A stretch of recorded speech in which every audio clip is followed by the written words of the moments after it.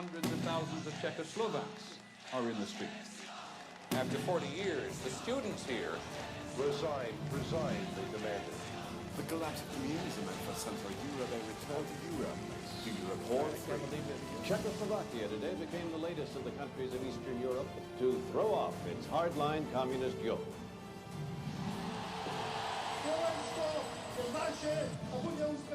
The national divorce can be peaceful.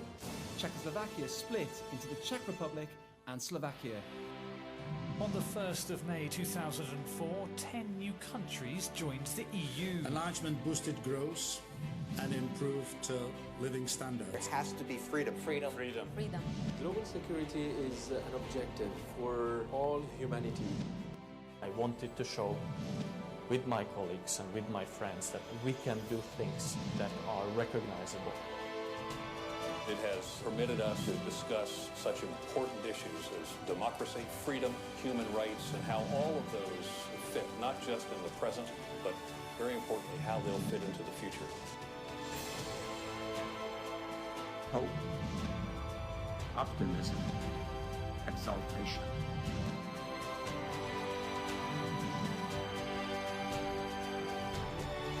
Literally a first-class global high operation.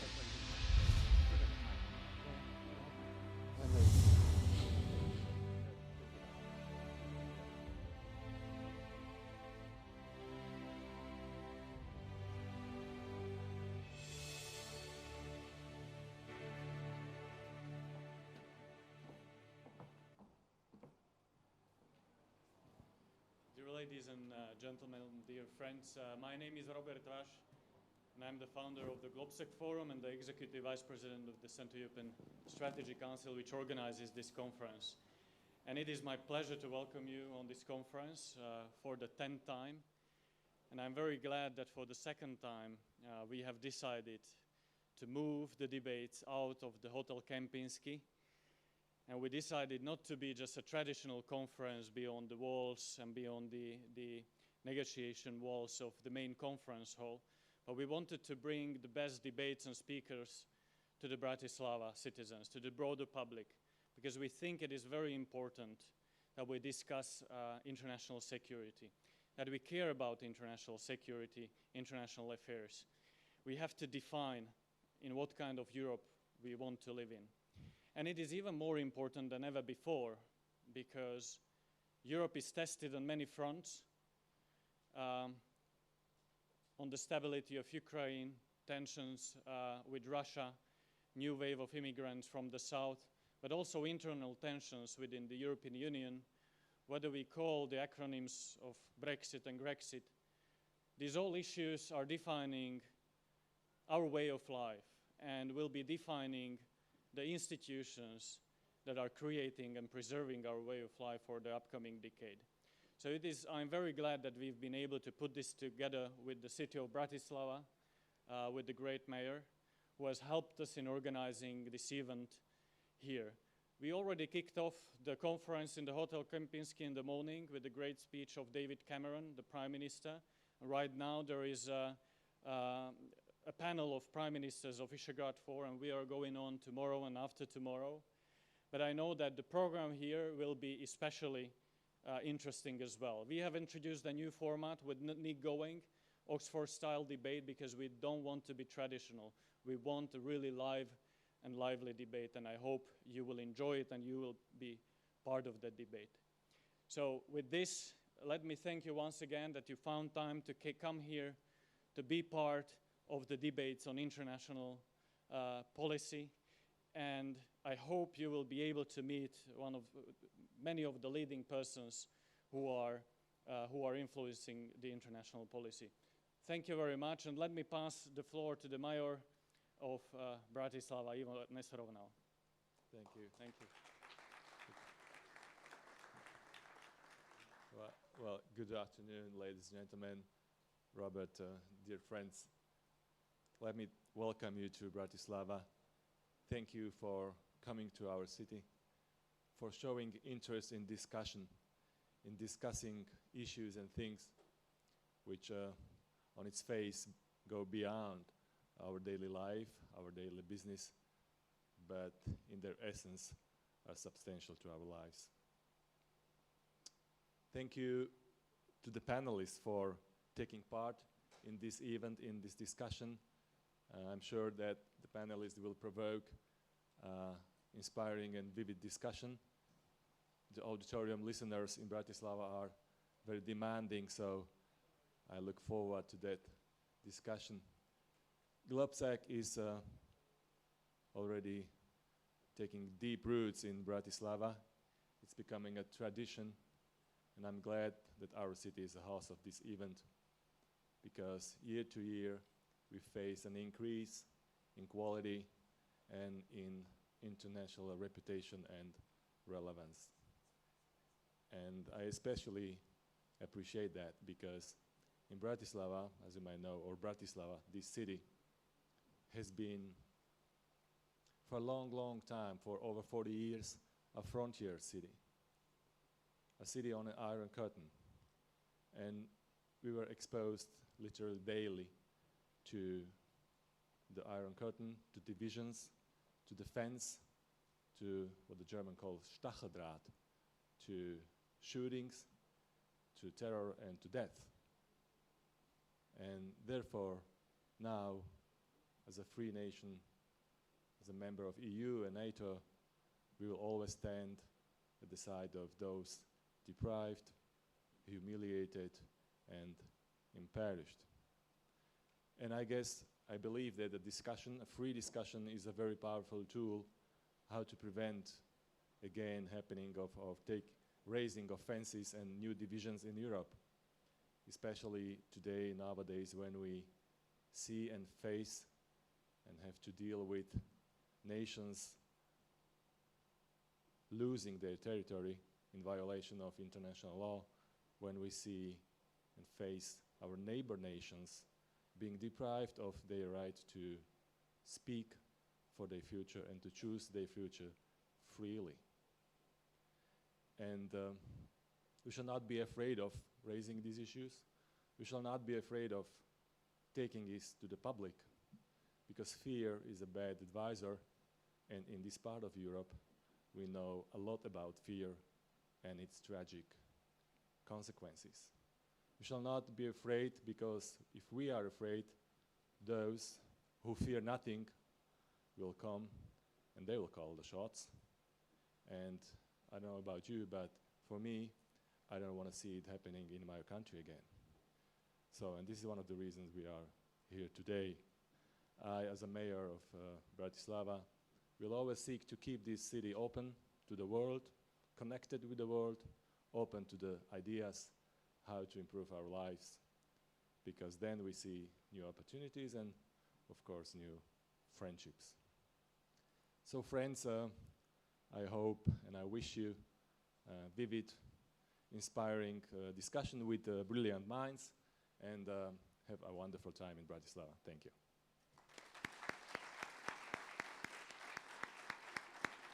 And thank you, Mr. Mayor. And let me invite the panelists and Nick Gowing to lead the next debate. Thank you. Thanks, Robert.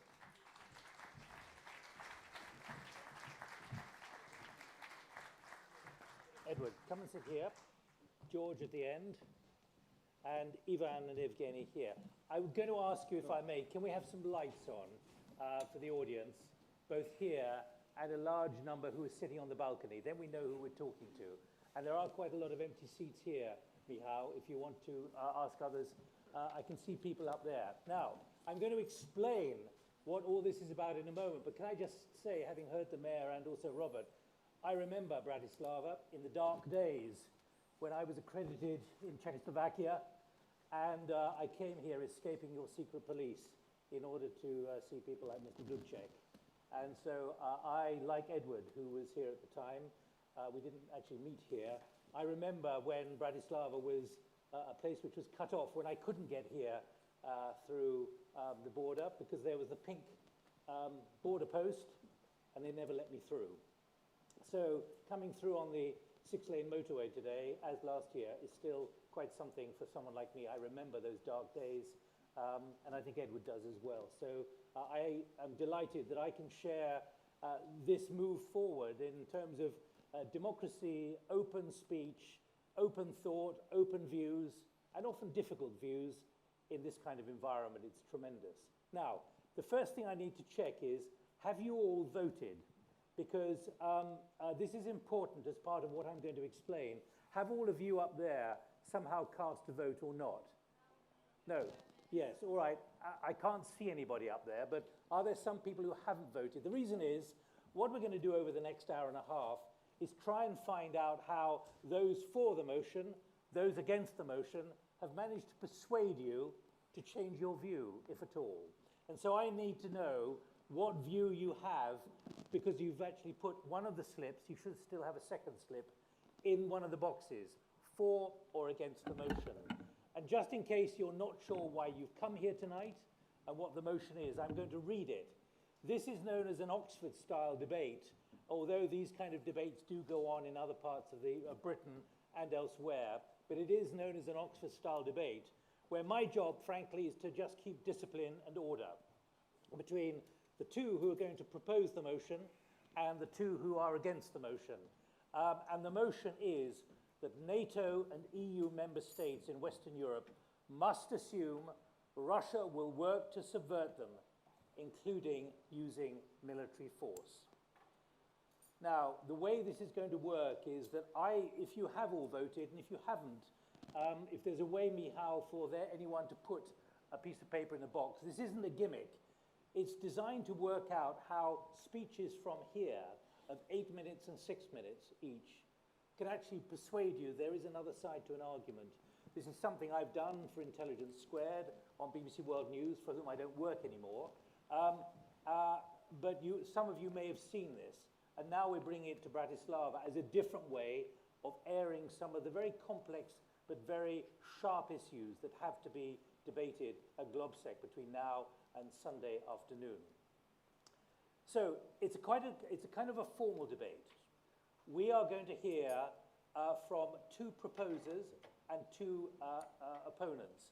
The two proposers are led by Edward, who will speak for 8 minutes, then George, who will speak for 6 minutes. Against the motion will be Ivan, who will speak for 8 minutes. He will speak second. And then Evgeny, at the end, will speak for another 6 minutes. Then I'll open it to you. We have microphones. I want to hear you making an argument, not necessarily asking questions. My job is to keep time, and it'll be for a maximum of 1 minute. We will try and finish at 6:20, and before that, each of the speakers here will have 2 minutes to sum up. And it's going to go in reverse order. Evgeny will speak first against the motion. George will speak second. Ivan will speak third. And Ed will wind up responding. And as we do these winding up remarks, I will ask you to use your second of these slips to put in the boxes which are going to go around, so that I have an idea within about 10 minutes of what the percentage is and whether there's been a shift at all in your views.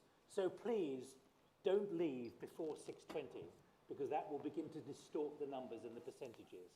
I say that in all seriousness, because I think this could be quite delicately poised. So what I'm going to ask each of them now to do in 30 seconds, first of all, is introduce themselves and, frankly, to explain why they're on the platform. Ed. Good evening, everybody. I am the Senior Vice President at SIPA, which is a think tank in Washington and in Warsaw. I've been writing about this region for more than 30 years, and I was indeed the only English-speaking correspondent in what was then Czechoslovakia before the revolution. It's very nice to be back. I've been coming to GLOBSEC for many years. Ivan. 1 moment. Is the microphone working? Can you hear? 1 moment. Microphone, please. This is why I'm doing it, actually. Could you hear me? Yes, that's fine. Not quite. This is why I'm testing. Try shouting. I'll tell you what, Evgeny, give us your background. What about? You're going to have to be smarter on the microphones, please. Okay. No, okay, right. Ivan, 30 seconds on you. Okay, thanks. Well, The one, I'm from Moscow. I work for Russian International Affairs Council. I'm a director of programs there. And RIAC, Russian International Affairs Council, is a think tank dealing with international affairs and foreign policy of Russia. And I am responsible for the intellectual performance of the council, responsible for its programs and projects. Thank you very much indeed, George. My name's George Friedman. I'm the founder of Stratfor from Austin, Texas. Stratfor is a private intelligence company, and I was born not too far from here in Budapest. Thank you, George. Finally, Evgeny. One moment. Microphone.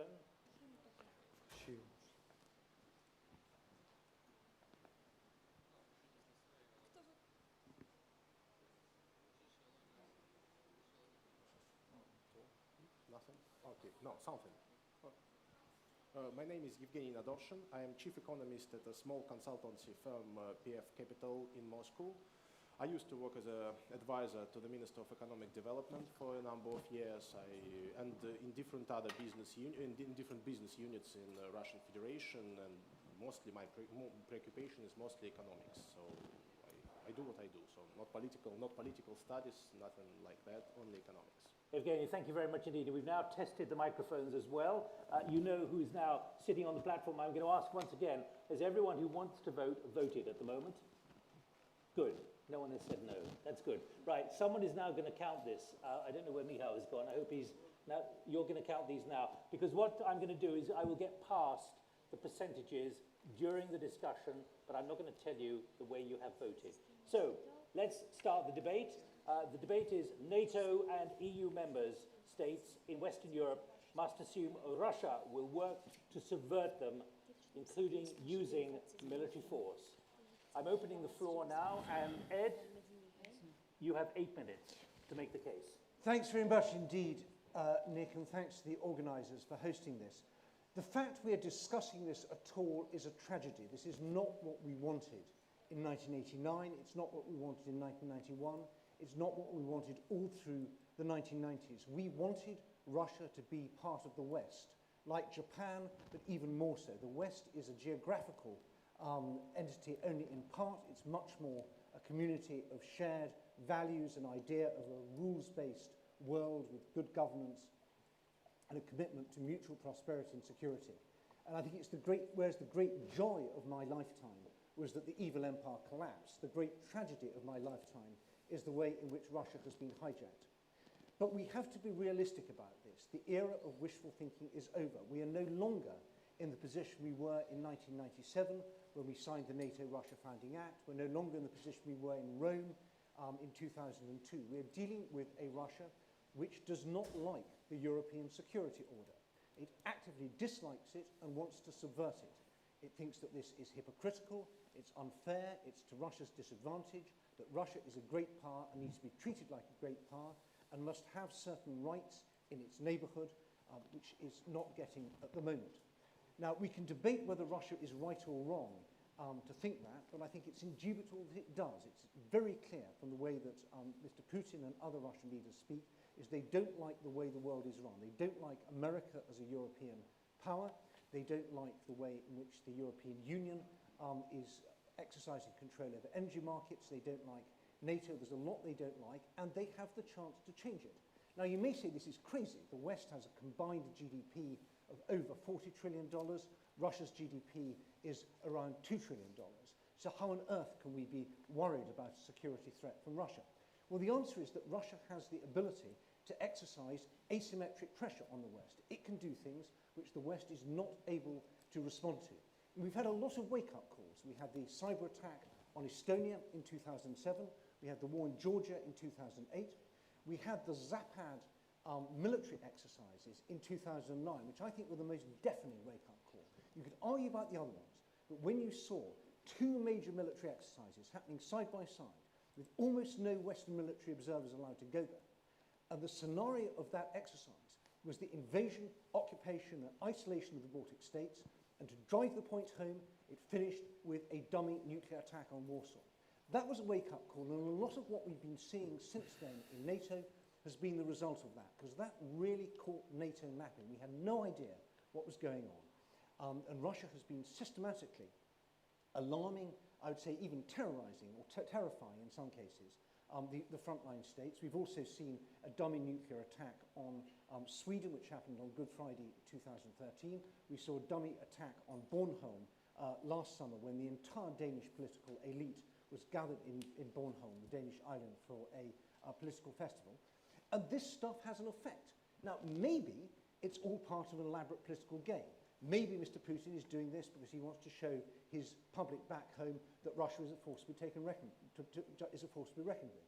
But we can't sit here and say that's just Russia being Russia. This is real stuff. These are real troops, real weapons, real nuclear weapons being deployed in increasing numbers right on our border. And we'd be crazy if we don't respond to that. We've got a particular problem in the Baltic states because the Baltic states are rather like West Berlin. They are indefensible in narrow military terms. We can only defend the Baltic states by having the whole deterrent credibility of the West behind them. That worked with West Berlin during the Cold War. I think it will work with the Baltic states. But we have to be serious. Our credibility is absolutely at stake. And if Russia subverts or attacks the Baltic states, maybe by non-military means, and doesn't receive the right response in the West, NATO could be over by breakfast. NATO's credibility is hanging, perhaps by a thread, in the Baltic states if we don't get our act together on deterrence there. But it's not just the military stuff. When we look at what happened in Ukraine, we saw the whole panoply, the whole range of this very sophisticated hybrid war that Russia's able to wage. Information propaganda, something that the West used to do very well, helped us win the Cold War, helped us beat the Nazis. We went to sleep on that in 1991. Russia is putting hundreds of millions of dollars into things like RT and Sputnik with tremendous success. It's really working. Very belatedly, the West is trying to cope with that. Economics, trade, energy pressure, again, a major influence in Russia's victory in Ukraine was the way they exploited their commensurately much heavier economic weight against Ukraine. But they're doing it in other countries too. We've seen these targeted sanctions against the Baltic states and against other countries, the use of energy as a weapon. We have to be on our guard about that. The use of corruption, not just organised crime, but buying political parties, buying politicians, buying think tanks, buying academia. Worked very well in Ukraine, it's working in the frontline states, but it's working in Western Europe as well. Where does Marine Le Pen get her money from? From the Front National, which is one of these corrosive anti-systemic forces which is trying to bust the European Union, and I would argue would also bust NATO. These far right, far left, and other anti-systemic parties are feeding in the Kremlin trough, sometimes directly, sometimes indirectly. The use of espionage. Russia never gave up espionage against the West. The West largely gave up espionage against Russia, and we're now just coming to terms with how deep the penetration is, not just of the frontline states, but of Western Europe and of North America. Every now and again we catch Russian spies. These days we don't shut up about it, we actually make a fuss, we even prosecute them and deport them. But we are playing catch-up on that, we're way behind. And then of course the military point, which I mentioned before. People don't realise this because they think, oh, the West has the military advantage. We don't. Russia has escalation dominance in the Baltic states. They can do stuff which we can't do. Putin knows it, and he knows that we know it. And we are scrambling to catch up on this. Maybe when we get the JASM stealth missile in Poland, maybe if we get some F-22s, maybe if we recover our ability to have a nuclear doctrine, then maybe we can catch up. At the moment, Russia is on the front foot, and we are very much on the back. This is not new. We were warned about this. We were warned about this for years, and we were warned about it by you guys. By say you guys, I mean the former captive nations. Lennart Meri, the Estonian president, in Hamburg in 1994 gave a speech of immense prescience where he warned about what was happening. He was looking then at the foot-dragging of the Russian military withdrawal from the Baltic states and the already clear use of propaganda and subversion and other means, what we now call hybrid warfare, against the Baltics. And he said this is not going to end well. Maybe we'll be lucky, but it's not looking good from what we see in the Baltics. He warned about imperialism. He warned about the growth, even then under Yeltsin, of this kind of secret police, Chekist culture. And the people from the frontline states were not listened to. They were mocked, belittled, patronized.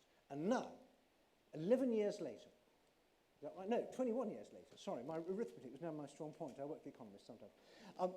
We are now realizing the frontline states' right. You guys warned us. Václav Havel warned us. Lech Wałęsa warned us. All sorts of people warned us. We didn't listen. Now it's almost too late. Thank you for the warning. We're now, I hope, taking it seriously. Edward Lucas, thank you very much indeed. Right, now that's the first proposer for the motion. Now the first opponent of the motion. And I'll remind those who might have just arrived, it's NATO and EU member states in Western Europe must assume Russia will work to subvert them, including using military force. Ivan, you have 8 minutes. Yeah, thank you very much. Well, I was impressed by what Edward said, and actually I do participate in many conferences and debates like this, and I must say that this is a standard way of argumentation which I had heard for tens, probably hundreds times. So, and believe me, there are lots of people in Russia who would promote the same argumentation about NATO and the West. So if you hear the opponents of NATO in Russia, and there are lots of them, they would say probably the same. The text would be the same, but instead Russia will be NATO, the West, etc. So what strikes me is that there is rhetoric in Russia and in the West is nearly the same. And actually we blame each other, we try to convince each other who is guilty, who started first, who started second, who is more evil, who is more devoted, who is more devil, etc., etc. But few people propose what should we do. So we hear a lot about Russia as an evil here in the West, and about the West and NATO as an evil in Russia. But what is the constructive agenda? How should we go out the vicious circle? If we continue blaming each other, we will solve no problem, starting from Ukraine and ending with more fundamental ones. What alarms me is that the Ukrainian tragedy, Ukrainian problem, starts to affect more fundamental issues of our relations with the West. It starts to affect fundamentals of the Euro-Atlantic architecture. Look what do we have, for instance, with INF and START treaties. The fundamental treaties regarding nuclear proliferation and the limitation of nuclear weapons. So what we witness now is the erosion of these treaties. If we don't have these treaties, our security will be much less, European security, I mean. Will it be better for Ukraine? I think no. So my proposal and my thought, though I also, let's say, I can understand this game of blaming each other, but I propose to think about common interests, even in this hard time. Yes, wishful thinking is over, but the current crisis is an important stimul for us to stop further spiral of fear and further spiral of hostility, mutual hostility, because at the end will not be, let's say, positive. There is a real and growing threat of further escalation. Well, my proposal is to think about joint interests, to think about joint problems. What is the Russian interest? What is the Russian strategic interest? If you ask this question to the, well, for Western media, or let's say average Western observers, the answer will be that the Russian interest is an aggression, military intervention, etc., etc. Well, I cannot agree with this as a Russian. I think that the strategic Russian interest is the development, is an economic diversification, is the increase of living standards of the Russian people. And we will not be able to do it without Europe and without the West. The West is an important source of technologies, of investment, of human capital for us. So the current hostility strategically contradicts the Russian interest. Second point is that, well, we have a number of common interests and common problems which we need to deal together. And sooner or later, the understanding of this will be much higher than today. ISIS, start with this. ISIS is becoming more and more influential in Central Asia, for instance. And the threat that the Central Asia will explode is getting higher and higher. So this is one of the challenges we should deal together. The problem of nuclear proliferation, the problem of local conflicts. So there are lots of them. And the hostility we have now actually diminishes our global competitiveness, the competitiveness of Russia and the competitiveness of Europe as well. So what we need is to change the paradigm of our relations from the zero-sum game to common responsibility. Let's take the problem of Ukraine. Our discourse is dominated by, let's say, mutual accusation and hostility. But the problem will not be possible to be solved without our joint action.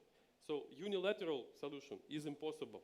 Ukrainian problem may be solved only together by Russian and the West. And sooner or later, we will come to this. The earlier we will go to this understanding, the better it is.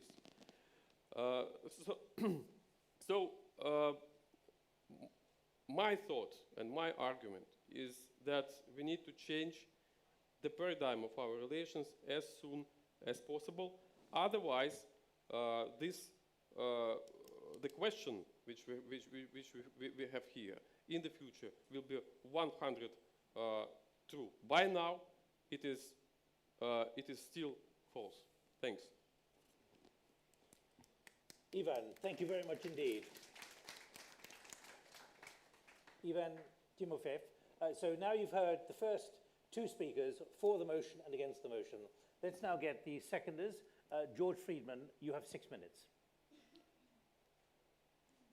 I think that Russia is a threat, not because it is strong and powerful and capable, but because it's not. And because it breeds an insecurity in Russia that it must respond to. And if I were Russian, not American, I would likely behave the same way. We have to remember that their behavior in the Ukraine was incompetent beyond belief. Their intelligence service failed to anticipate what was happening in Kiev. It failed to manage the situation satisfactorily. It allowed a pro-Russian president to be displaced through a very strange process. This does not speak to the tremendous capability. I know in this region, I'm Hungarian, the KGB is 15 feet tall and we're all idiots. But they removed many of the leadership of the intelligence service. They tried an uprising in eastern Russia. It didn't happen. They grabbed a small part of Russia, of eastern Ukraine, and Crimea, where 6 months before they had been the dominant influencer of events in Ukraine. They now, at the end, held a small part. This is a continuation of a retreat by Russia that began in 1989, with the great borderland, the first belt, the Baltic, Belarus, Ukraine, and the second borderland from Poland to Bulgaria that they seized in the Second World War, both dissolved. From the Russian point of view, this is an unacceptable position. NATO was once 1,000, 1,100 miles from St. Petersburg. It is now 100 miles from St. Petersburg. So if I'm a Russian, then something must be done. And if I'm Vladimir Putin and I head the state, I say this is a geopolitical catastrophe and I must address it. This is where the danger comes from. Not that the Russians have brilliant Machiavellian plans. If they had such, they would control Ukraine today. It is precisely because they are backed into a corner by history. Part of the corner is geopolitical, the loss of their borderland. Part of it is economic, their vulnerability to the price of energy. And regime survival is a fundamental question to them. They certainly have the capability of improving their forces. And they look out and they see the Americans deploying in Poland, deploying in Romania, small deployments yet. But the Russians also know something else. In 1932, Germany was a liberal and catastrophically weak power. By 1938, it had transformed itself into the major power. Therefore, the current correlation of forces, as the Russians would call it, is not relevant.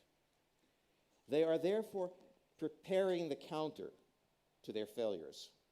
And these counters will be multimodal, from subversion to the training and improvement and deployment of military forces so they could perform better. They will bring pressure all along the frontier. But one of the mistakes we made in the Cold War was constantly overestimating the Soviet capability. And we constantly failed to match where it needed to be matched by overestimating some things and underestimating others. It is very important to look at this situation through Russian eyes. Not because we're pro-Russian, and not because we don't see a Russian threat, but the Russian threat cannot be understood without understanding the Russian weakness that they're responding to. All through the Cold War, I asked the question, why don't the Russians invade Western Europe? Which we were told was well within their reach. Afterwards, or even during it, it became clear they couldn't. It is the couldn't that makes Russia enormously dangerous. It is the insecurity, the sense of failure that will cause them to take risks they might not otherwise take. The lesson of the Ukraine is that this must not happen again. And if this must not happen again, then indeed the Baltics are a place they might stop. This is not because the Russians will succeed. It is not, in my mind, because the West has failed to prepare. It is because the West has been so successful against Russia. The period of Gorbachev was so catastrophic for Russia. American promises not to advance, Western promises not to advance NATO into the former Soviet Union, on and on and on, have pushed the Russians back into position. Putin attempted to demonstrate that Russia was a great power.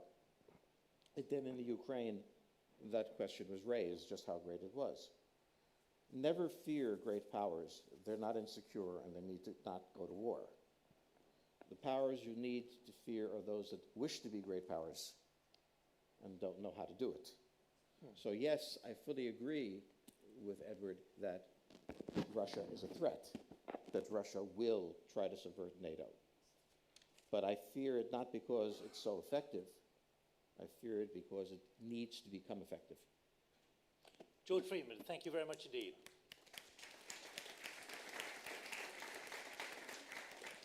Now the final voice from the platform against the motion. Yevgeny, you have 6 minutes. And then I will be opening up to all of you in the auditorium. Okay, thank you. Thank you very much. First of all, yes, definitely Russia does not intend to subvent European Union or any other European states. Can I just check? Can you all hear? Is that right? I suppose you yes. At the back, yeah. I hear echo, which says there is a microphone. Operational. First of all, there is not that much what Russia can get from new territory, new people, because that does not mean that we don't need, but we are inefficiently use what we have. In effect, Russian economy is not extremely efficient in using its own resources and its own people and its own territory. So, in fact, so the plate doesn't worth.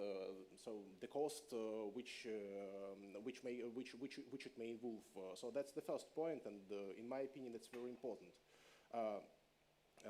Second of all, there is no ideology. So every time when one institution, one country, one state would want subvents other states, there should be a proper ideology underlying it. For example, with the USSR, and it was an appropriate case, there was a permanent revolution idea and the proletariat hegemony, which is not the case right now. Russia, in fact, is a capitalist state with all the ideologies planted relatively deep there, with a lot less social protection, for example, of population, labor force and others than, for example, many other European states. We are more like the United States right now than, for example, any other European states. it's wilder, I would say. So that means no proper ideology for domination at all in terms of say political strong influence, and that's a very important. And business dominates many questions, especially when internal affairs are being done. So and the last point, which is in my opinion very important, and Ivan has already touched that. In fact, as a person who can read, speak, write Russian, English, French, and understanding a few more languages, I can tell you that every part of the conflict, they prepare themselves for defense. It's extremely difficult to subvent someone when you intend to defend. Both societies, they pretend to defend themselves from each other. So Russia from NATO, which Ivan has already mentioned, and NATO members and EU members from Russia. I, as an economist, I can easily imagine the case when one power subvents the other. And it's very straightforward, like in the Cold War, it's exhaustion. So one side should get exhausted as a result of the conflict. In terms of economy, it was already mentioned by Edward, you have, with the correction to the exchange rate, $30 to $40 trillion opponents against something not even $2 trillion. We have $1.6 trillion after the devaluation of national currency. So two heavyweights against extremely lightweight player. Nothing to speak about. I don't even doubt that no one has illusions that a lightweight player can easily overplay two heavyweights players in this case, because economy is the basis for any increase in defense spendings. Everything is about money in the end of the story. And yes, Russia can do something which Western powers can't, definitely. But this is not like getting, say, a few $1 trillion out of nowhere, spending it on defense, and then threatening everyone around the world. So I mean, that's simply not possible, because the economics bases approximately the same laws as physics in this case. Money cannot be taken out of nowhere, and even if you think that central banks print them, no, just out of air. This is not true. It's totally different. So every time when new money appears in the economy, there is price for that. And price for that, for example, maybe for printing new money, may be inflation. So that's exactly what Russians are paying now. And I say you that there is not so much willingness to pay even more in terms of high inflation for the higher government spendings. And so what is even more important in this case, and what I would like to address here, what we are losing, this is not related straightforward to the topic, but I would like to address that because that's very important for all European region. I would say not Eurasian, but European. What's happening? We are bleeding capital. We are bleeding financial and physical capital, both you and we are. We are bleeding human capital, and at this moment, Asian regions develops extremely rapidly. So we are losing prospects, and they get these prospects instead of us. And that's exactly the result of what we are having right now, and that's what I extremely dislike as economist. That's why I see that there is no single reason why we should be in such a confrontation. We politically may dislike each other, but economically right now, the price we both pay for that is extremely high. And I don't even doubt that, because I read again, write, and speak, thank you, to many people, that most of the actors from both sides of the conflict understand that perfectly. That means they have never have in mind, they have not have in their minds an idea of subverting the other power, because the result is well understood for both sides, actually. Asia will be the new superpower, and Europe and Russia will not be big players. And this will be a lose-lose game for both of us. And that's exactly what both sides don't like at all. And that's why I don't really think that a big, say, confrontation will rise from what's currently happening. And by the way, I would just like to address your attention to a few facts mentioned by my colleagues. Espionage of Russia. And what's about Merkel conflict and US spies listening to her lines? Are they going to subvent European Union? I'm going to have to stop you, Evgeny, because I've got to be fair to both sides. Evgeny, thank you. Right, we have about 50 minutes to go.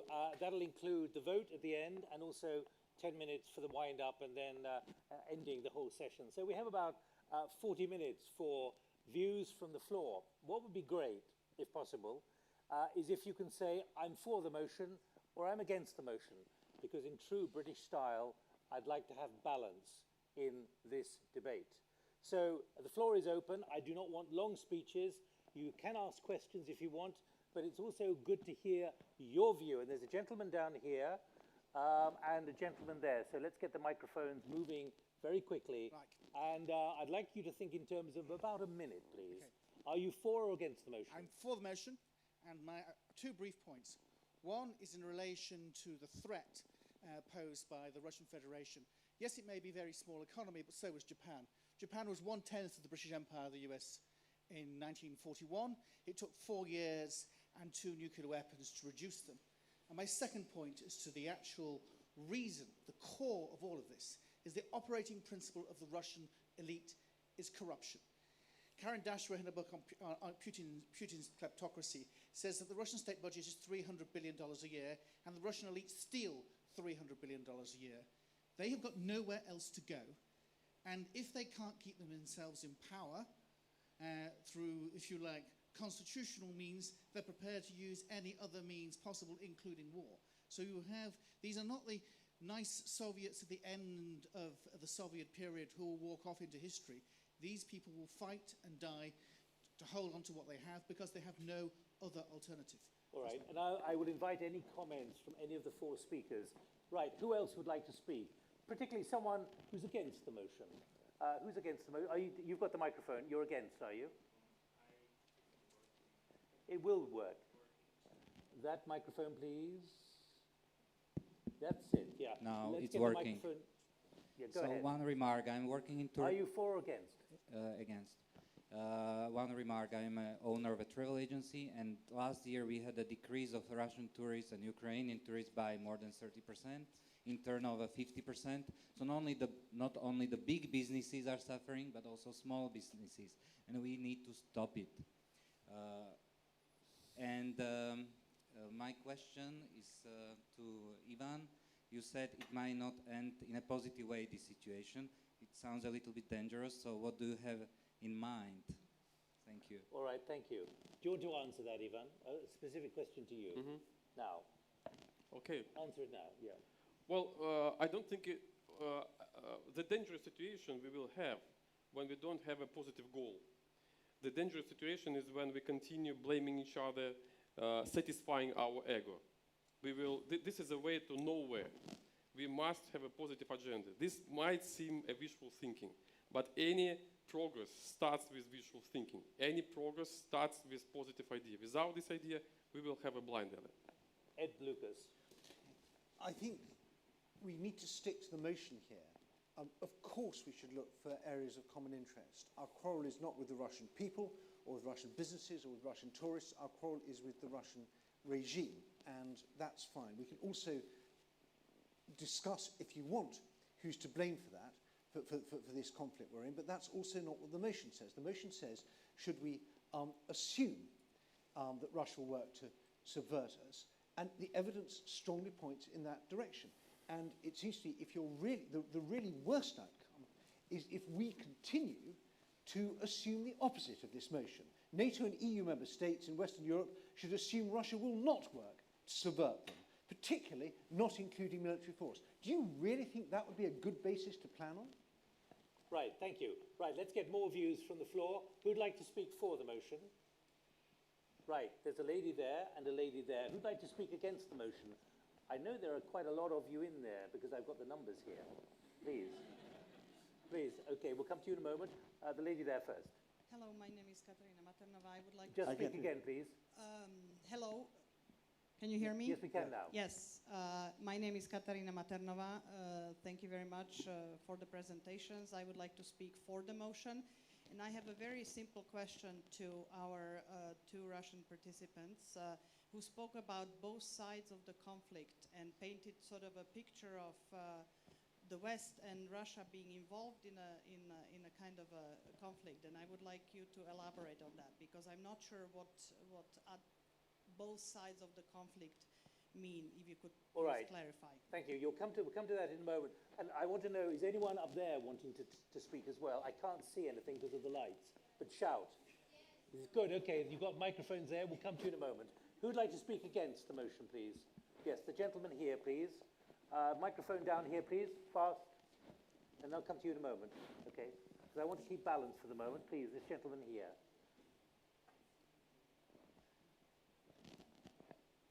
I am Mahash Al-Hamli from United Arab Emirates. Actually, I'm now between, but I go with against because the lesson learned from 1990, Iraq invading Kuwait, until Ukraine passing through 11 Septembers and war against ISIS show that Russian, not only economy issues, it is also political issues, which is they are member of Security Council. They are having better relation with ASEANs than Europeans. And if we speak about NATO is going to carry the war or the aggressive, which is member of EU.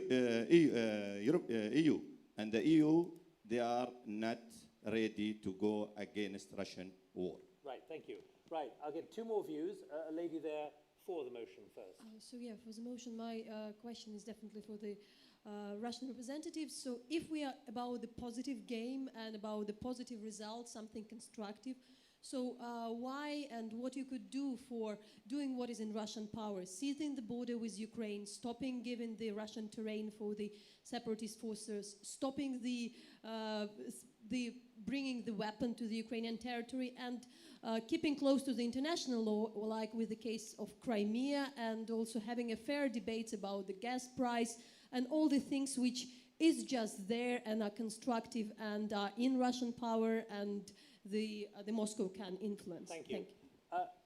Gentleman up there, are you for or against, please?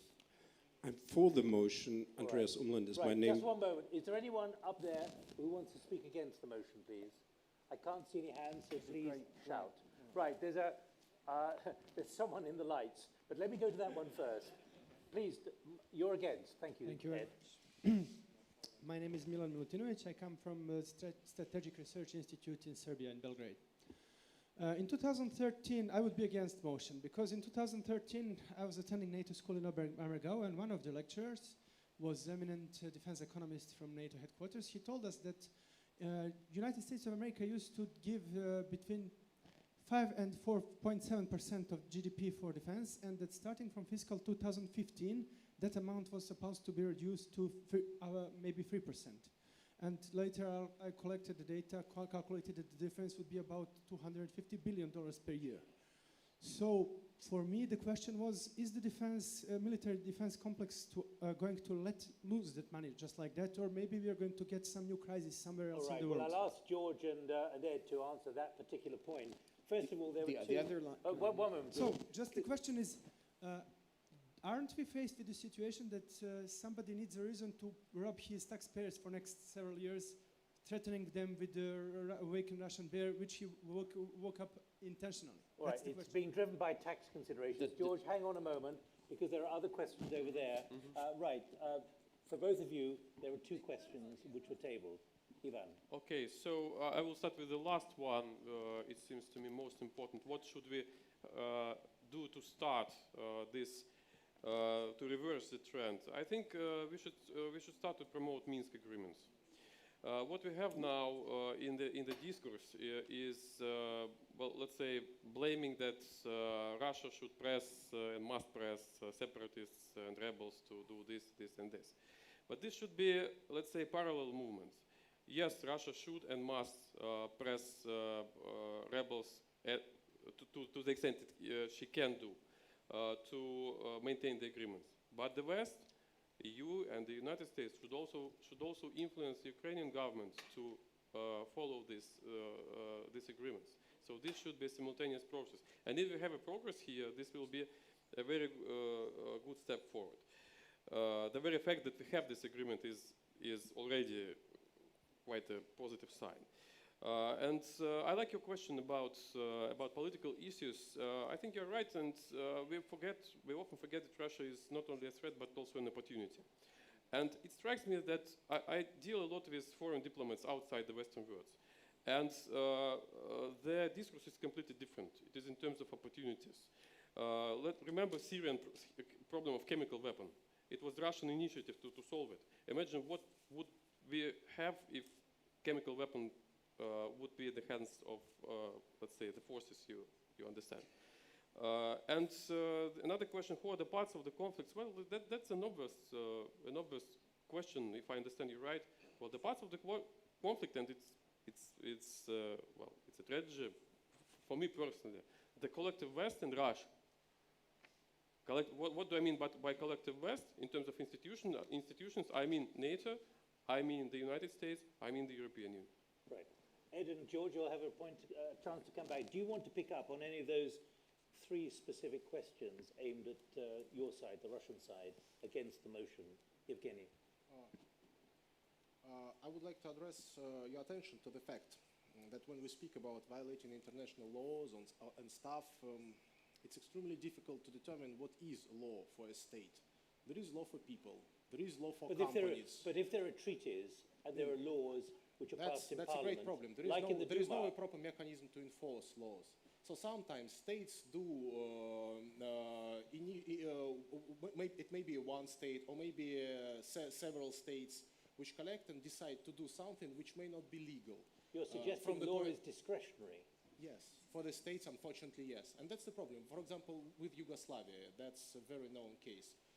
Have you got a good solution for that? I mean, did Russia try to subvent anyone objecting that solution? Or with Iraq, or maybe with Yemen, which is upcoming. So, I mean, states try to decide certain questions. They may have good ideas in the heads of leaders, but unfortunately they sometimes act with no respect to the law, simply because there is no proper enforcement mechanism. And that's a bad story. But it doesn't mean that any state would like to subvent or destroy some other state. Edward and George, do you want to come back on that point? And then George will answer that point as well. Sure. We're spending a great deal of time of what we would like and what would be proper and everything else. Rarely does history give us room for that particular option. Who was responsible for the First World War is a fascinating question, if you are not busy doing something useful. That it happened must be understood. Very rarely do wars happen because people wake up in the morning and say, I want to kill somebody. Well, they may, but that's not why wars happen. Wars happen because of objective fears, serious imperatives, and so on.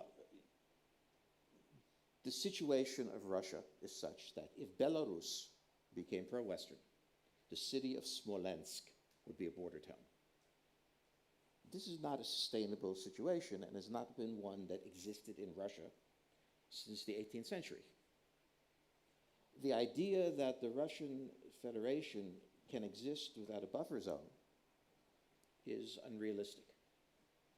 Now, economically, they may not be able to afford it, but in fact, it was proven that economically, the Russians never could afford World War II.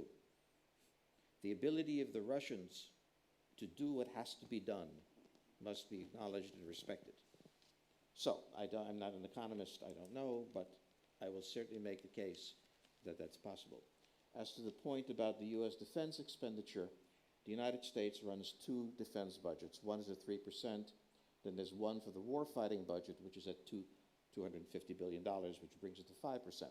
The American budget did not decline because, wisely or unwisely, and I would vote against it if it was Oxford rules, we're operating two multi-divisional wars, plus smaller wars at the same time, and that costs money.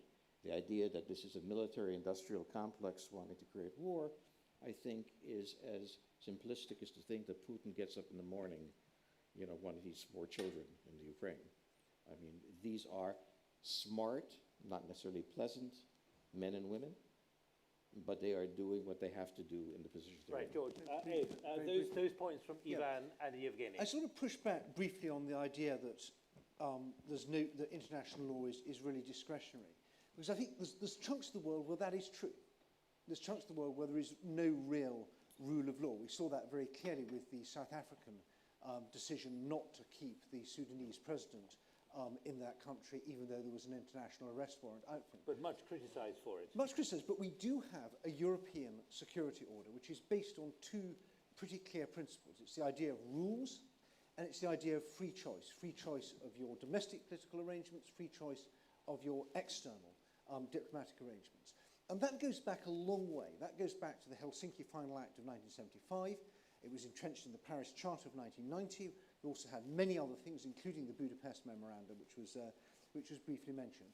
It's not perfect at all. The West is not, it would be ludicrous to argue that we get everything right. But I think it's worth preserving. I think it's a really important civilizational achievement that we've taken Europe, which is the scene of some of the greatest genocides in world history, and we've created an institutional arrangement which is designed to stop people killing each other. And you believe that's under threat now? And that is under huge threat because Putin doesn't like it. He says Russia is a very big country, and in a world where might equals right, and where you don't have these alliances and rules and institutions, Russia will count for a lot more. In a bilateral negotiation with any individual European country, Russia is an equal or superior.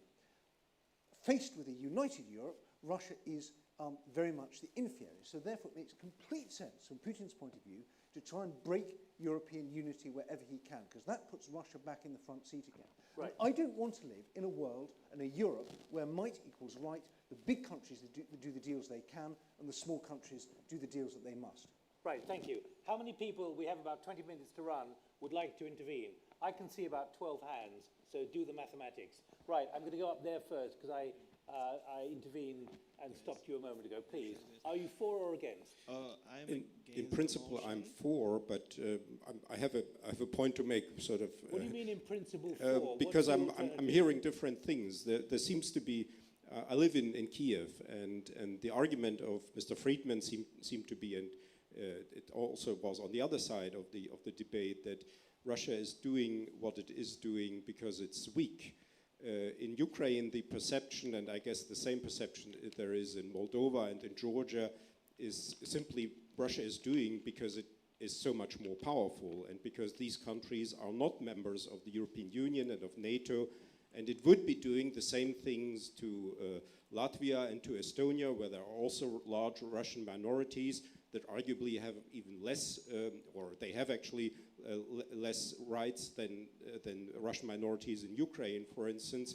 And it is doing these things not because it is weak, but because it is relatively strong, and because Ukraine, Moldova, and Georgia don't get the support that the Baltics get. Just to be clear, you said in principle for the motion, but. What's the big but? Well, because I think there's a distraction here. I think in my view, what is happening now to the Baltic countries and in the whole confrontation between the West and Russia is a distraction from what Russia is actually interested in Ukraine. Right. Who would like to speak against the motion? Please. Microphone to someone. I'll come to you. Are you for or against? Right, you're against. Yes. Fine. The gentleman at the back who's against. Okay. Please. Okay, I am against. I will not. I have no specific reason, but well, I think that in the end you must have some reason. Yes, yes, of course. You must have some argument. Help us understand. I think that in the end, the cooler heads, also in Russia, or cooler head will prevail. But I want to stress that I understand the Western view. That Russia now, and especially leadership, is unpredictable. It's much more unpredictable, for example, than was Gorbachev, and also I think, for example, Andropov. So Russia is not the partner that it was in the 80s. Thank you very much indeed. Right, who's for the motion? Please, the gentleman there has the microphone, I hope. Do you have the microphone? And I'm going to hear several views now, so take notes, please. Okay, I'm Martin Ugrosi from Hungary. Say again, please. I am Martin Ugrosi from Hungary, and I am for the motion. And that is because Russia, for sure, cannot match the West in the matters of economy and military might, and they would be foolish not to subvert the European Union if they could. And they're using their competitive advantage. They're using espionage, they're using blackmail, through energy, they're corrupting leading politicians from the region because they are good at it.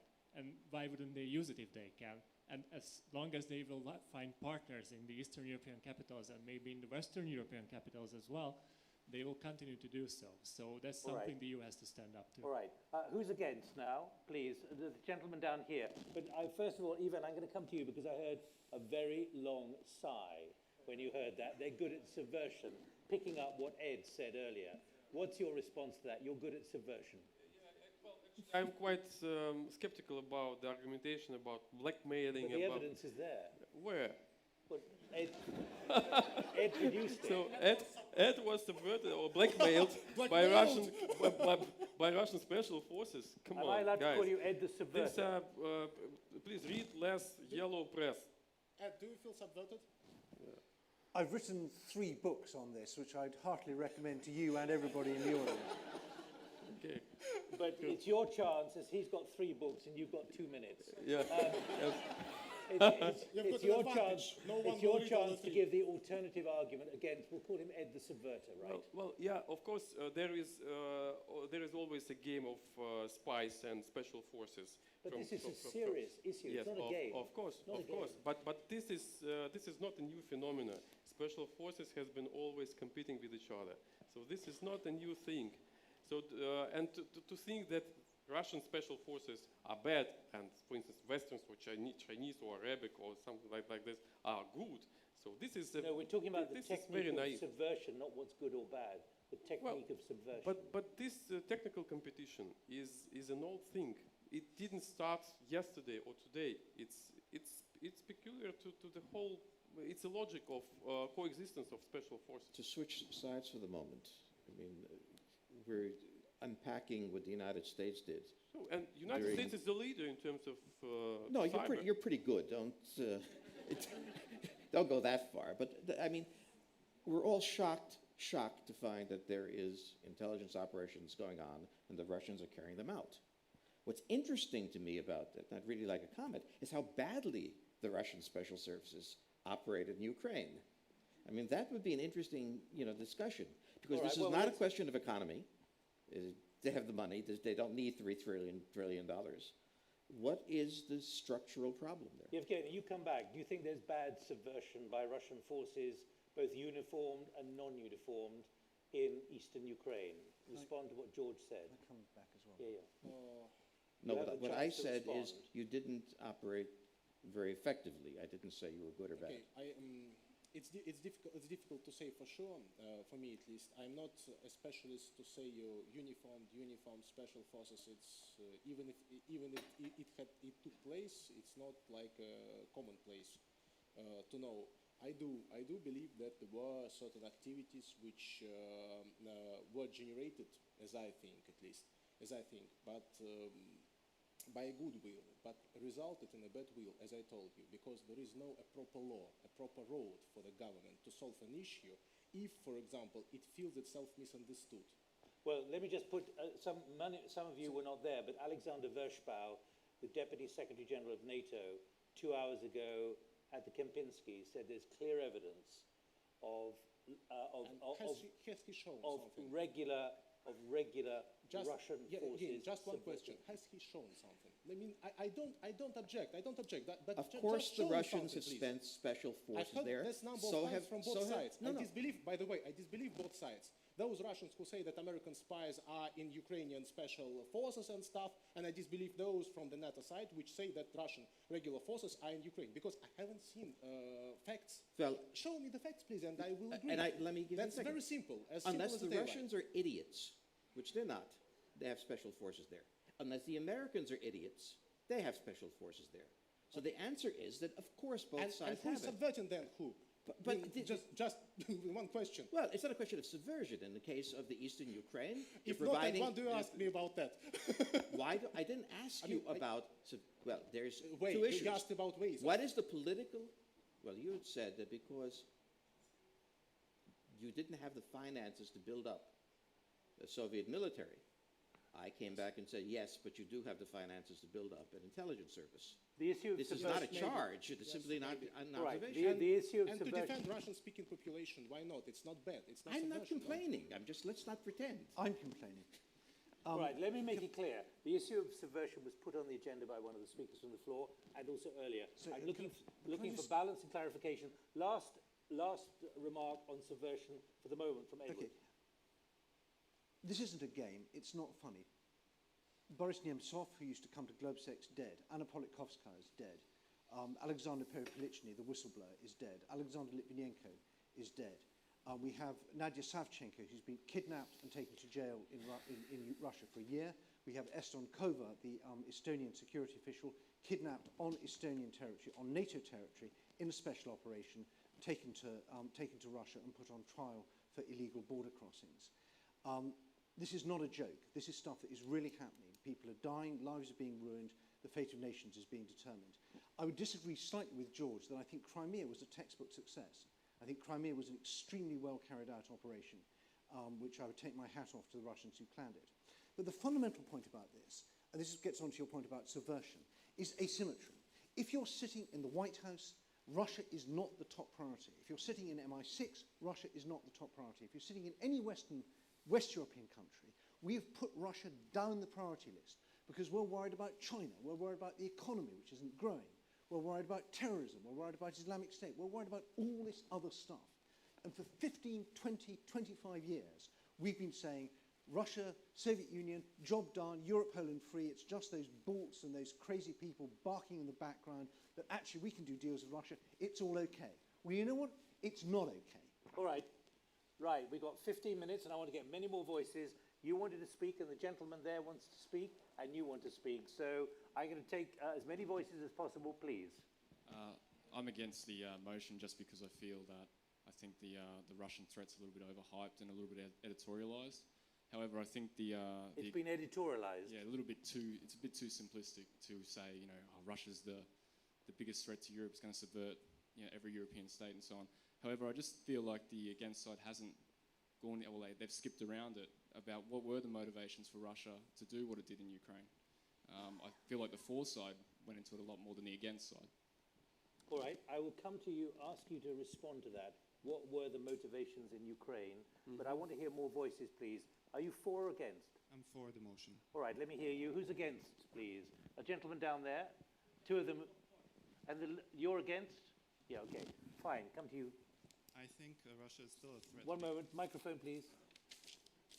I think Russia is still a threat because it still doesn't understand or doesn't want to understand its role in Eastern Europe, but also its historical role in Eastern Europe. A typical example of that would be, I think last month, this Russian state TV published or broadcasted a documentary about the invasion of Czechoslovakia. And their interpretation of the invasion of Czechoslovakia was that they didn't invade but liberated Czechoslovakia because they eradicated the fascist tendencies in this country. For me, that's a very dangerous interpretation, and that's why I still consider Russia a threat. Thank you. Move the microphone down to this gentleman here, please. You're against. Yes, I'm against only because when I read this this motion itself, it says NATO and EU member states must assume, you know, that they assume something. I thought that, you know, with serious intelligence work and serious policy making should be based on facts rather than assumptions. Well, those in intelligence and in government have to make working assumptions for planning purposes. Would you suggest another word? Well, I would rather say, you know, to do a bit, to base policies rather on facts on the ground rather than on All right. Could you mark down that issue to address in your final remarks, please? What the nature of an assumption, please, all four of you, please.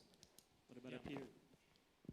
Go ahead. Yeah, rather briefly. Are you for or against? Yeah, I'm in for. I just don't understand why it says in the future and not in the present tense. Sorry, we're not hearing you very well. Yeah, I'm in for the motion. I just don't understand why we're still discussing this. I mean, it seems so obvious. And I welcome you just to watch 1 minute of Russia Today in Spanish, for an example. And I really appreciate Edward Lucas' comments that we're talking about serious issues here. I know there are some Ukrainians among the public who are showing remarkable talent in some of the things that are being discussed. Now, you were mentioning a question, Mr. Ekmeny. You were talking about the Russian-speaking population in Ukraine. Could you just name one Russian proposal in the OSCE on the rights of minorities in Ukraine prior to March 2013? Thank you. And also, Right. what do you think of the Niente report? Thank you. You have 2 minutes each to address these remarks. There's a lady up there. I do apologize. Are you for or against? Actually, Were you responding when Ukraine came up? Yes, Okay, sure. I'm please. against, and I actually Ukrainian, and I can explain even why. Basically, because Putin needs, I think, the economic collapse of Ukraine even more than the military victory. Just because in such a case, he will be able to leave all of the responsibility of the territories occupied to the Ukrainian government. And basically, the economic social tensions will undermine the whole Ukraine in such a case, and the military victory would give him not such a control, but only on the part of the territory, where the economic, basically, tensions will help him to do this plan. That's why I'm actually against the motion in such a form it was presented to us. And basically just responding to... Are you saying that Western Europe is not vulnerable from Russia at the moment? No, I'm not saying that. I'm just saying the comments that basically we have to bear in mind also the economic tensions and have to talk more precisely economic, basically, outcomes. Right, thank you very much. Is there anyone else up there? Yes. I can't see you though. Where are you? Just one person for the motion. Oh, you got the microphone. Okay, Yes. far away. Yes, please. It's interesting if our Russian... Are you for or I'm, against? I'm for the motion. It's because our Russian colleagues are hopeful about this new era of cooperation with ISIS and nuclear non-proliferation, but yet they use the oldest Cold War tactic in the book, which is whataboutism. The first speaker says, oh yeah, well, what about NATO? And what about the US? The second speaker says about intelligence, well, what about what the US is doing in Europe? We don't hear anything from the Russian side about what they're actually doing not to intervene. What are they actually doing to commit positive steps in Europe? It's true, one speaker did say that they're not intervening in Yemen. You get a gold star for that. But have you actually made any other arguments as to what exactly you're doing to make a positive step towards the security future in Western Europe? Thank you very much. Whataboutism and also positive steps. That's what he was talking about. He'd like to hear your responses. Right, that was for the motion. Who's against the motion down? Anyone else up there? Are you for or against? Right, okay, microphone across, please, at high speed. And who is for the motion down here? Please, come to you next, please. Hello. Yes. Marko from Belgrade. Sorry to ask a question from this position. That's all right, we can see you. I'm against the Can motion. you turn the microphone up a bit, please? Yes. I'm against the motion because it seems to me that there is this growing impression that Russian resources are basically limitless. I mean, when I listen to some of the arguments here. Isn't the Russian economy reeling from the effects of the sanctions? Isn't your GDP going down? You can answer that. Aren't middle classes leaving Russia in huge numbers? I mean, aren't you feeling the effects? This is my question. Thank you very much indeed. We will get an answer to that in the final remarks. You want to speak for. Who else would like to speak? Any other hands going up? Speak, shout. Anyone else want to speak? Yes. Okay, good. Forgive me, I'm asking you to speak because I can't see you. Right, get the microphone there. We're going to this gentleman first. Good evening, ladies and gentlemen. My name is Vladimir Kobrin. I'm originally from Ukraine, and I'm for the motion. Now, the Russian counterparts today, they were demanding facts and saying that Russia basically seeks only mutual cooperation with the European Union. However, Russia has invaded Georgia, which they were closely cooperating with. They invaded... Keep going. Okay. The Russian counterparts are saying that there is... Okay, the official Russian version is that there are no Russians military in Ukraine. However, they make points that Russia should control the rebels' territory, which means they have influence over it. Also, there was a notion about what's bad about protecting the Russian speakers in Ukraine. Well, I'm a Russian speaker, and I'm originally from Western Ukraine, which is predominantly Ukrainian speaking. And there was no tension between Russian and Ukrainian speakers ever in that region. And the East and the South regions, there was so much Russian speaking that there was hardly any Ukrainian. So I'm just saying that there are some facts, And because of these facts, there are no guarantees that this conflict won't escalate further on. Okay, thank you very much indeed. Up there, please. Hi. Oh, it's good. I'm against the motion. My name is Tiago. I'm from Portugal for two reasons. First of all, because in terms of all the Western states acknowledging the Russian threat, seriously, to Portugal and Spain, for example, there is no real threat coming from Russia. Even in terms of gas, our gas comes from Nigeria and Algeria. It doesn't come from Russia at all. So the threat to our public opinions, it's minimum. The impact of this threat mentality is minimum. On the other hand, we already did this blame game on the 1990s, Russia, West, West, Russia. It didn't work out. Do we really want to go again into this blame game? Right, thank you very much. Anyone else want to speak? You've already spoken. Unless you've changed your views significantly. He's a professor, let him speak twice. Yeah, no, but... Edward, there are rules to this game. There's a gentleman at the front. Sorry, it's not a game, it's a debate. The blue mic, please. It's live. It's working? No? It is. Yeah, okay. My name is Mikhail. I'm a local Bratislava guy. You're Slovakian, in other words. Yeah, sure. Thank you. Slovak. I originally voted for the motion. But I was thinking about the provocative flights of fighters, Russian fighter planes in the Baltics, in Iceland, and I think even over Portugal. So how can we interpret these flights? Are they some kind of defensive measures in the view that Russia just wants to show off its power, or are they really some kind of preparation for invasion of the Baltics or All right, thank you. Right, so Yevgeny and Ivan, please respond. It's your choice as to what you respond to or what you don't respond to. Is there anyone else? I don't see any other hands going up. I don't want anyone to come to me at the end and say I was desperate to say something which was going to persuade the vote in a different direction. Right, in that case, I'm going to close the floor. Now, that means that I'm expecting you to vote. And this is going to be a slightly convoluted process. We have some boxes there. You will know how you did it when you came in. And it's not going to be a secret vote, I have to say. That's the problem. What we want to do is for you to pass these boxes, both down here and up there, along very quickly, and then either put your card in the for or in the against. You should only have one card, and I'm sorry, there will be no independent invigilation here, and we don't have monitors of the whole process, and I don't want anyone to tell me that this was a rigged vote. It's very open and very public, and there are cameras in here. So please get the boxes moving along quickly so people can make their choice. And as we do, and as you do, thank you, I'm going to ask for the final remarks, 2 minutes each from each of the speakers in reverse order. Yevgeny, the floor is yours for 2 minutes. Yes.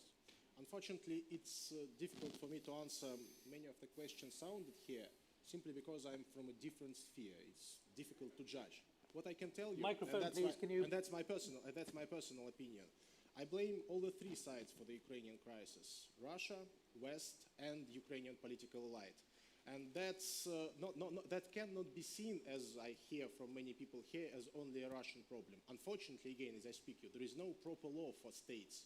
And when states, one state or a group of states do something, for example, which other group of states dislike, that creates a conflict, and no way to easily resolve it. And that's one and very important point. The second one, to return to subvention. I really do not think that Russia has enough power in order to subvent European Union or Eurozone, whatever. But the opposite is right. European Union potentially, or at least the leaders of the European Union and the United States have enough power in order to subvent Russia, but they need your vote in order to be able to spend more money for that. Because this is really an exhaustive play, and once it was already won, by this game was already won. But in a democratic regime, you have to get approval from your taxpayers in order to spend this money, irrespective of how you will create them. And that's an extremely important point, and that's what I really feel and what I think as an economist. And what I can tell you about science, positive science, that may be the last note here.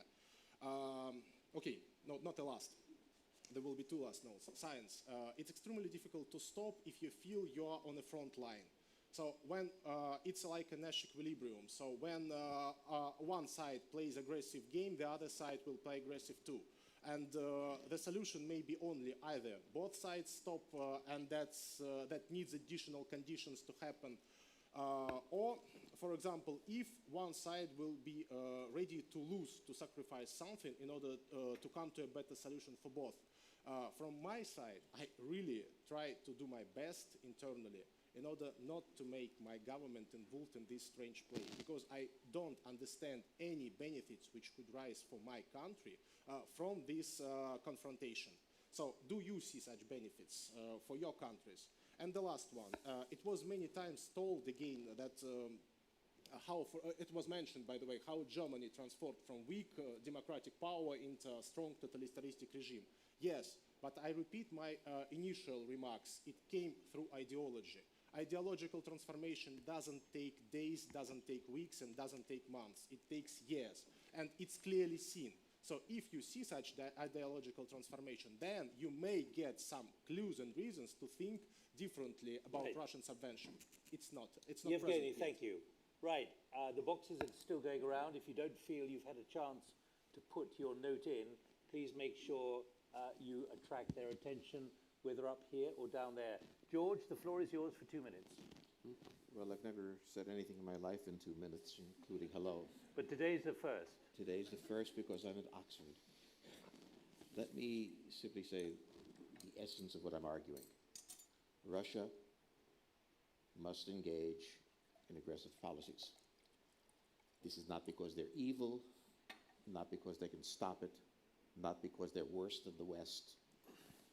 The Russians are engaged in intelligence operations. So is the United States, in different parts of the world. This is the human condition. The idea that somehow the creation of the European Union has brought peace to Europe was untrue. 100,000 people died in Yugoslavia, and the Europeans said, well, that didn't count. We live in a world of conflict. Russia is in that world. Russia has its national interests. And various debates on what is right and wrong may be satisfying, but not very useful. The invasion of Czechoslovakia in 1968 was wrong, but it happened, and it defined a generation. We must become dispassionate in our analysis of the situation. We must put aside what we would like to see. We would like to stop imagining monsters. So it is altogether possible for me in this debate to say that Russia is a strategic threat, engaging in subversion of NATO and so on, and at the same time say, they are my enemy when they do this, but if I were them, I would do the same thing. And that is the complexity that's hard to say in 2 minutes. You did it very successfully. Thank you very much, George.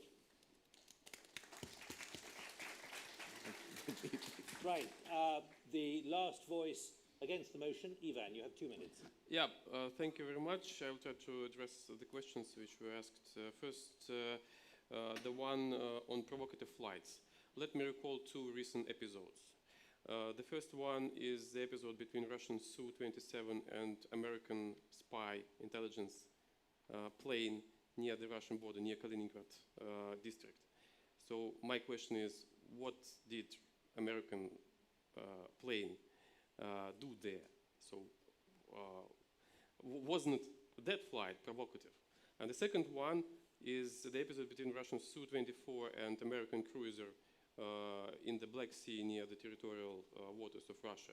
My question is, why that episode happened not in Mexican Gulf, but in Black Sea near the Russian naval border? So who is the provoker? Though I agree that the very fact of brinkmanships is quite dangerous and there is a threat of escalation.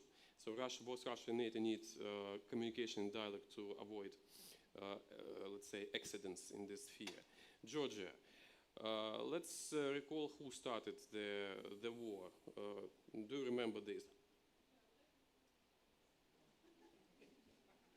Any questions? So Russian peacekeepers were attacked. Some of them perished. afterwards, Russia reacted to force Georgia for peace. So again, the whole thing was not good for our relations with the West and for Georgia especially. But at least Russia was not the only stakeholder there in starting that war. Czechoslovakia, well, it's a good question, and personally I condemn this film. If you apply to Russian official position and to the opinion of the majority of Russia, they strongly condemn 1968. This is very clear for Russian, both on unofficial and official level. What is even more important? The official position is very clear about 1968. It was clear in the beginning of 1990s, and it didn't change. Correct me if I'm wrong. Last point, please. Yeah, and motivation for Ukraine. This is very for Crimea and Ukraine. Russian motivation. That's a crucial question. The way things went last year was a total surprise for all of the Russian expert community. So you mean the seizure of Crimea? Yeah, the Crimea and the whole thing.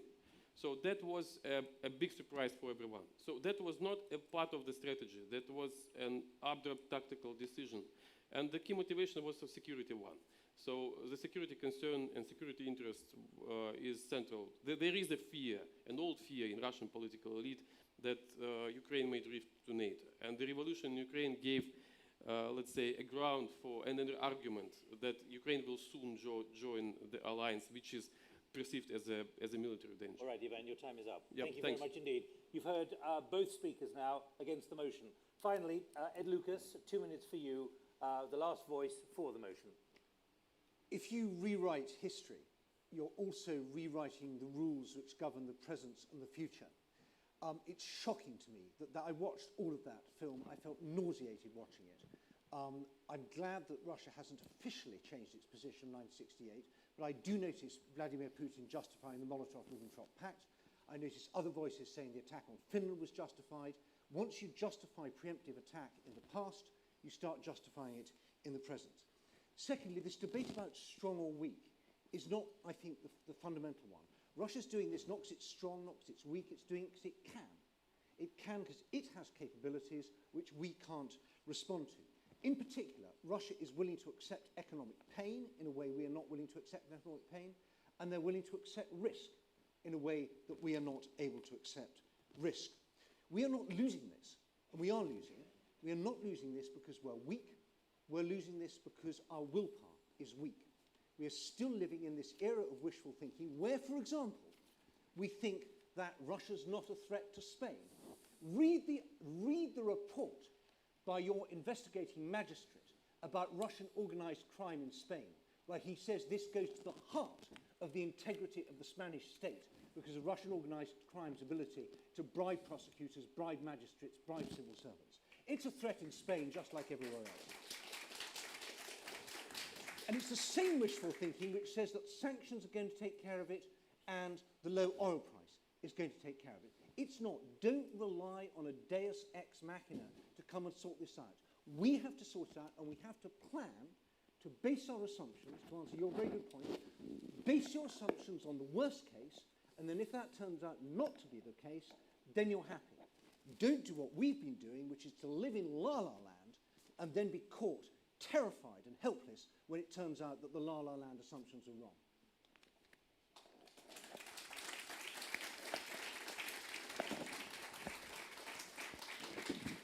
Ed Lucas, thank you very much indeed. Right, you've heard all the arguments for and against, and a very balanced series of interventions from the floor. What I'm waiting for is a piece of paper to head in my direction. Do you have it? Excellent, thank you very much indeed. I'm going to look at it first. Interesting. I've got some more votes here if you need. No, you haven't. This is not that kind of election, Edward. This is an open, transparent vote, let me tell you. Now, is there anyone out there who'd like to just share with us why they may have changed their view during this debate? I'm not putting you on the spot, but if there's anyone who would like to share that, it would be very useful. Otherwise, I'm going to tell you what the vote is. I'm going to tell you now what all of you, and I've seen one or two people come in, but I think by and large all of you are still here who are here right at the beginning. The vote at the beginning for the motion that NATO and EU member states in Western Europe must assume Russia will work to subvert them, including using military force, was for the motion 64%, against the motion 36%. So it was roughly 2 to 1. The result, after hearing an hour and a half of debate, is this. For the motion, 72%, against the motion, 28%. So the vote has shifted in that direction. I'm the impartial adjudicator here. Thank you very much indeed to all four of you for some very, very sharp interventions and clarity on the arguments. Thank you very much indeed. Congratulations to them.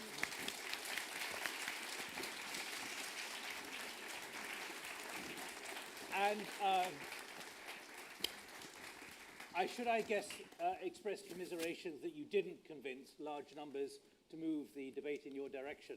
But I'd be interested, if you want to afterwards, what you think of this as an experiment, whether you enjoyed it, whether you felt it's brought out a large amount of issues which maybe you weren't thinking about before. But can I thank you all very much indeed? Okay. Thank you. Thank you. Thank you, Ed. Thank you very much indeed. Careful.